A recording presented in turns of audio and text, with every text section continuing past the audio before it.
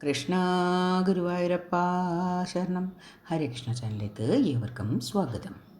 തിരുവനന്തപുരത്തെ അനന്തപുരിയിലെ ചരിത്രപ്രസിദ്ധമായ ആറ്റുകാൽ ദേവി ക്ഷേത്രത്തിലെ പൊങ്കാല വരികയാണ്. മാർച്ച് മാസം, അതായത് ഈ മാസം 13-ാം തീയതിയാണ് ആറ്റുകാൽ ഭഗവതി ക്ഷേത്രത്തിലെ പൊങ്കാല മഹോത്സവം. ആറ്റുകാൽ അമ്പലത്തിലെ ഉത്സവം മാർച്ച് 5 മുതൽ 14 വരെയാണ്. ആദ്യം തന്നെ ഒരു കാര്യം പറയാം. നമ്മുടെ ആറ്റുകാൽ ക്ഷേത്രത്തിലെ പൊങ്കാലയ്ക്ക് അടുപ്പിൽ തീ പകരുന്ന സമയം രാവിലെ 10:15-നാണ്. അതേപോലെ തന്നെ പൊങ്കാല നിവേദിക്കുന്ന സമയം ഉച്ചയ്ക്ക് 1:15-നാണ്. ഈ രണ്ട് സമയവും ഓർക്കുക. ആറ്റുകാൽ ഭഗവതി ക്ഷേത്രത്തിലെ പൊങ്കാല ഉത്സവത്തെക്കുറിച്ച് ചുരുക്കി പറയാം. മാർച്ച് 5-ാം തീയതിയാണ് ഭഗവതിയെ കാപ്പുകെട്ടി കുടിയിരുത്തുന്നത്. 7-ാം തീയതി കുത്തിയോട്ട വ്രതാരംഭമാണ്. 7-ാം ഉത്സവ ദിനമായ മാർച്ച് 11-ന് ദേവീ ദർശനം രാവിലെ 7:30 മുതൽ മാത്രമാണ്. മാർച്ച് 13-ന് പൊങ്കാലയാണെന്ന് പറഞ്ഞുവല്ലോ. 13-ന് രാവിലെ 10:15-ന് പൊങ്കാല അടുപ്പിൽ തീ പകരുന്നതാണ്. ഉച്ചയ്ക്ക് 1:15-ന് പൊങ്കാല നിവേദിക്കും. 13-ന് രാത്രി 7:45-ന് കുത്തിയോട്ട കുട്ടികൾക്ക് ചൂരൽ കുത്തുന്ന ചടങ്ങുണ്ട് അമ്പലത്തിൽ. രാത്രി 11:15-ന് ദേവിയെ പുറത്തെഴുന്നള്ളിക്കും. 14-ന് രാത്രി 10-ന് കാപ്പഴിച്ച് കുടിയിളക്കുന്ന ചടങ്ങും 1 മണിക്ക് കുരുതി ദർപ്പണവും നടത്തും. ഇതോടുകൂടി ആറ്റുകാൽ ഭഗവതി ക്ഷേത്രത്തിലെ ഉത്സവം സമാപിക്കും. നമുക്ക് പൊങ്കാലയെ സംബന്ധിച്ച ചില സംശയങ്ങളുണ്ടാവുമല്ലോ, അത് നോക്കാം. ആറ്റുകാൽ പൊങ്കാലയ്ക്ക് നമ്മൾ എത്ര ദിവസം മുന്നെയാണ് വ്രതം എടുക്കേണ്ടത് എന്ന് നോക്കാം. കാപ്പ് കെട്ടുന്ന ദിവസം മുതൽ വ്രതം അനുഷ്ഠിക്കുന്നവരുണ്ട്. അതായത് 9 ദിവസവും വ്രതം അനുഷ്ഠിക്കുന്നവരുണ്ട്. അതല്ലെങ്കിൽ 7, 5, 3 ദിവസങ്ങളിൽ വ്രതം അനുഷ്ഠിച്ച് പൊങ്കാല ഇടുന്നവരുമുണ്ട്. വ്രതാനുഷ്ഠാനത്തോടെ നമ്മുടെ ആത്മാവിനെ ദേവിക്ക് സമർപ്പിക്കുന്നത് പൊങ്കാലയെ കൂടുതൽ ദീപ്തമാക്കപ്പെടുന്നു. ഇങ്ങനെ 3 ദിവസം പോലും വ്രതമെടുക്കാൻ സാധിക്കാത്തവർ മകന്നാൾ വ്രതമെടുത്താലും മതിയാകും. വ്രതമെടുക്കുന്നവർക്ക് വ്രതം എങ്ങനെ വേണമെന്ന് നോക്കാം. വ്രതം എന്നാൽ ഭക്ഷണത്തിൻ്റെ നിയന്ത്രണം മാത്രമല്ല, ശരീരത്തിൻ്റെയും മനസ്സിൻ്റെയും നിയന്ത്രണം കൂടിയാണ്. വ്രതമെടുക്കുന്ന 9 ദിവസങ്ങളിലും, അല്ലെങ്കിൽ 3 ദിവസം ആണെങ്കിൽ പോലും, അല്ല 1 ദിവസമാണെങ്കിൽ പോലും എപ്പോഴും അമ്മയെ പ്രാർത്ഥിച്ചു കൊണ്ടേയിരിക്കണം. സർവ്വ ദുരിതവും മാറ്റിത്തരണേ ദേവി എന്ന് പ്രാർത്ഥിക്കുക. അനുഗ്രഹം ചൊരിയണമേ, സർവ്വ ദുരിതങ്ങളും മാറ്റിത്തരണമേ എന്നൊക്കെ പ്രാർത്ഥിച്ച് നമ്മൾ ദേവിയെ തന്നെ ധ്യാനിച്ചുകൊണ്ടിരിക്കണം. നമ്മുടെ ഭക്തിപൂർവ്വമുള്ള പ്രാർത്ഥന ദേവി കേൾക്കാണ്ടിരിക്കില്ല. വ്രതത്തിന് ആഹാരത്തിനുള്ള നിയന്ത്രണം എന്തൊക്കെയാണെന്ന് നോക്കാം. ദൃഢമായ ഭക്തിയോടെ അമ്മ കൂടെ ഉണ്ടെന്ന് വിശ്വസിച്ച് ഒരു നേരം ആര്യാഹാരം കഴിച്ച് ബാക്കി സമയം വിശന്നാൽ നമുക്ക് ഫലവർഗ്ഗങ്ങൾ കഴിച്ച് വ്രതമെടുക്കാം. മത്സ്യമാംസാദികൾ പാടില്ല.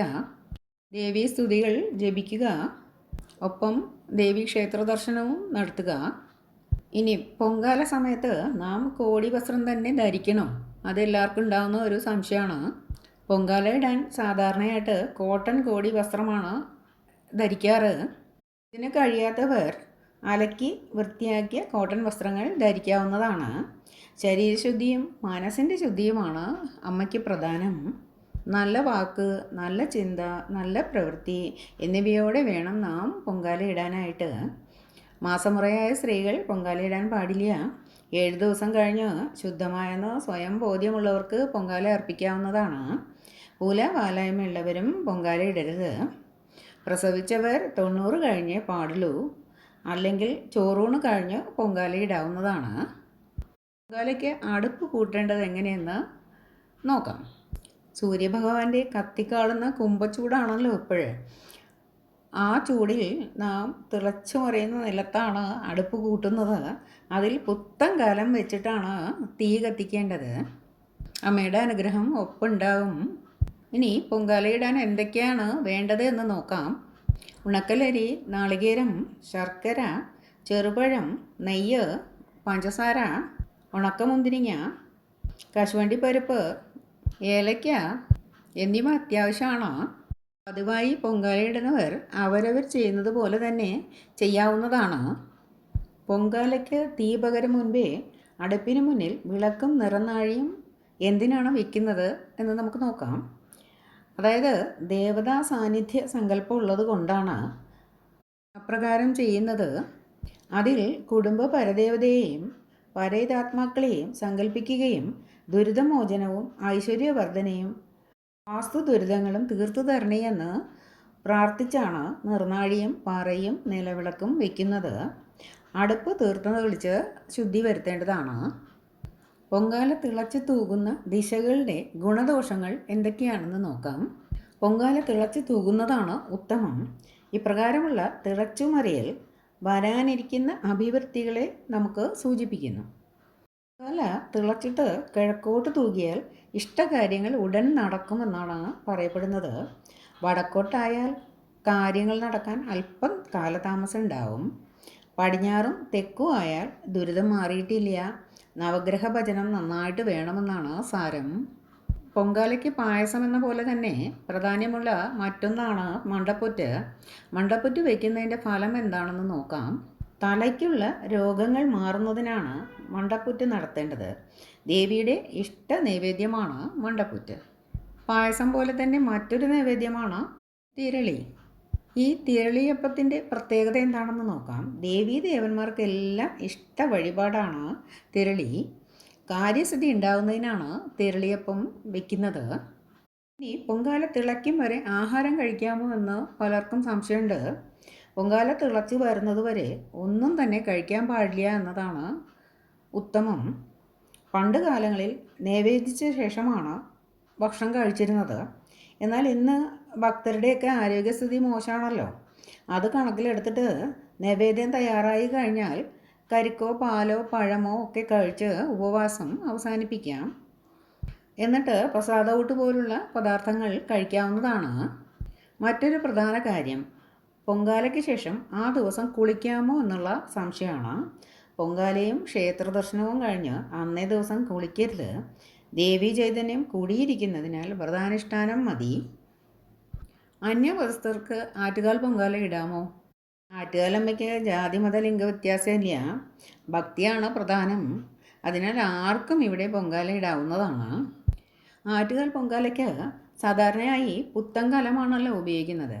പുത്തൻ കല ഉപയോഗിക്കുന്നതിൻ്റെ പ്രാധാന്യം എന്താണെന്ന് നമുക്ക് നോക്കാം. മണ്ണ് ശരീരത്തെയും കലം താഴികക്കുടത്തെയും സൂചിപ്പിക്കുന്നു. കലത്തിലാണ് നാം പൊങ്കാല സമർപ്പിക്കേണ്ടത്. ഞാനെന്ന അഹംഭാവം വെടിഞ്ഞ് ആത്മസമർപ്പണം നടത്തണം. മൺകലം മനുഷ്യ ശരീരവും പായസം മനസ്സുമാണ്. അഗ്നിയുടെ ചൂട് കൊണ്ട് അരി തിളച്ചു മറിയുന്നു. മനസ്സ് നിഷ്കളങ്കമാകുമ്പോഴാണ് പായസം ദേവിക്ക് നിവേദ്യമായി മാറുന്നത്. പഞ്ചഭൂതം കൊണ്ടുള്ള ശരീരത്തിൽ നിറഞ്ഞു നിൽക്കുന്ന ഈശ്വര ചൈതന്യത്തെ കാമക്രോധ ലോഭമോഹ മത മാത്സര്യ എന്നിവ ദുഷ്ടതകളാൽ മറച്ചു വച്ചിരിക്കുകയാണ്. ഇവ തിളച്ചു മറിഞ്ഞ് ആവിയാക്കി അമ്മയുടെ കാലിലർപ്പിക്കുന്ന ചടങ്ങാണ് പൊങ്കാല. ആഹാരം അവസാനിക്കാത്ത അക്ഷയപാത്രമാണ് മൺകലം. അഷ്ടദ്രവ്യങ്ങൾ കൊണ്ട് തയ്യാറാക്കുന്ന അഷ്ടദ്രവ്യ പൊങ്കാല വളരെ സവിശേഷതയുള്ളതാണ്. ആദിലക്ഷ്മി, ഗജലക്ഷ്മി, വിദ്യാലക്ഷ്മി, ധനലക്ഷ്മി, ധാന്യലക്ഷ്മി, ധൈര്യലക്ഷ്മി, സന്താനലക്ഷ്മി, വിജയലക്ഷ്മി, ഐശ്വര്യലക്ഷ്മി എന്നിങ്ങനെയുള്ള അഷ്ടലക്ഷ്മികളുടെ ഐശ്വര്യത്തിനാണ് അഷ്ടദ്രവ്യ പൊങ്കാലയുടെ ഉദ്ദേശം. ആറ്റുകാലമ്മയുടെ പാദപത്മങ്ങളിൽ നമ്മുടെ ദുരിതങ്ങളും പുണ്യവും സമർപ്പിക്കുന്ന ചടങ്ങാണല്ലോ പൊങ്കാല. സൂര്യൻ്റെ നിറമുള്ള കലമാണ് പുത്തൻ കലത്തിൻ്റേത്. കിഴക്കോട്ട് നോക്കി നിന്ന് വേണം പൊങ്കാലയ്ക്ക് അരി ഇടേണ്ടത്. പൊങ്കാല ഇട്ട പാത്രങ്ങൾ പിന്നീട് പാചകത്തിന് ഉപയോഗിക്കാമോ? ഏവർക്കും വരുന്നൊരു സംശയമാണ്. നമ്മുടെ ഭവനത്തിൽ കൊണ്ടുപോയിട്ട് ശുദ്ധിയാക്കി അരിയിട്ട് വയ്ക്കാം. ദിവസവും ചോറിനുള്ള അരിക്കൊപ്പം ഇതിൽ നിന്നും ഒരു പിടി അരി കൂടി അതിലിടണം. ഈ അന്നത്തിന് ബുദ്ധിമുട്ടുണ്ടാവരുതേ എന്നും പ്രാർത്ഥിക്കണം. അതല്ലെങ്കിൽ വരും ദിവസങ്ങളിൽ ആ പാത്രത്തിൽ ചോറ് വയ്ക്കുന്നതിൽ തെറ്റില്ല. അടുത്ത പൊങ്കാല ദിവസം വരെ ഇത് ആവർത്തിക്കണം. പുതിയ പാത്രം വരുമ്പോൾ അവയിലും ഇത് ആവർത്തിക്കാം.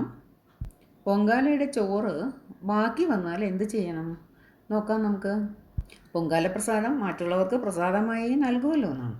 അഴുക്ക് ചാലിലോ കുഴിയിലിടുകയോ വെട്ടിമൂടുകയോ ചെയ്യരുത്. ശുദ്ധിയുള്ള ഒഴുക്ക് വെള്ളത്തിലിട്ടാൽ മീനിന് ആഹാരമാകും.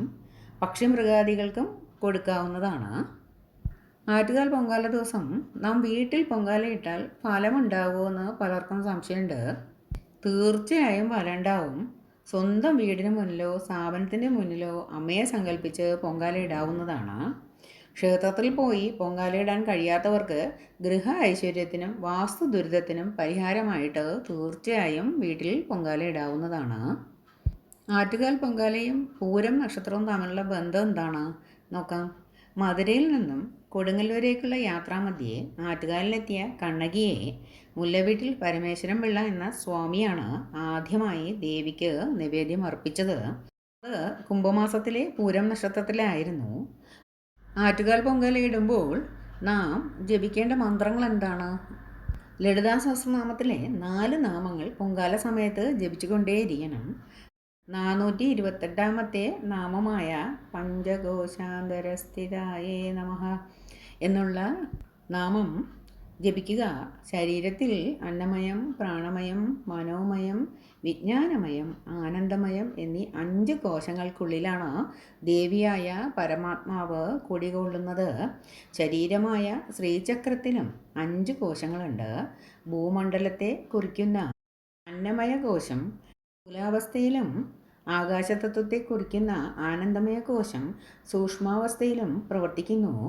അത്യന്തം ശാസ്ത്രീയമായ സിദ്ധാന്തത്തെ പൊങ്കാല സമർപ്പണമായി ദേവിക്ക് നൽകുമ്പോൾ പഞ്ചകോശങ്ങൾ പുണ്യാത്മാക്കളുടെ ശരീരത്തിൽ നിലനിർത്തുന്നു. 480ാം നാമം പായസാന്നപ്രിയായേ നമഃ.